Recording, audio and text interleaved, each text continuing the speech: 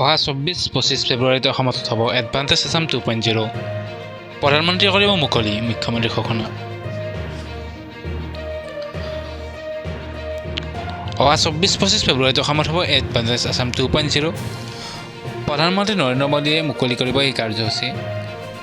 লোকসভা ভৱনত অনুষ্ঠিত এখন সংবাদমেলত এই ঘোষণা মুখ্যমন্ত্ৰী হিমন্ত বিশ্ব শৰ্মাৰ। অসমত ৰাজ্য চৰকাৰে এডভান্টেজ অসমৰ দ্বিতীয় সংস্কৰণ আয়োজনৰ বাবে প্ৰস্তুতি চলাই আছে বুলি মুখ্যমন্ত্ৰীগৰাকীয়ে সদৰি কৰে।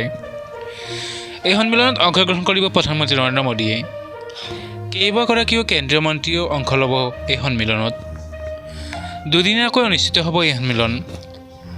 সামৰণি অনুষ্ঠানত বিত্তমন্ত্ৰী নিৰ্মলা সীতাৰমণ আমন্ত্ৰণ জনোৱা হ'ব বুলি উল্লেখ কৰে মুখ্যমন্ত্ৰীগৰাকীয়ে।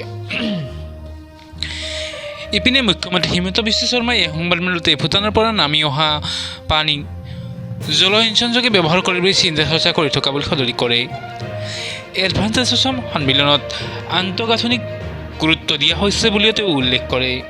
পথ পৰিবহণ ৰেলপথৰ বাবে অনুষ্ঠান অনুষ্ঠিত হ'ব পৃথক ক্ষেত্ৰ বিমান পৰিবহণকলৈ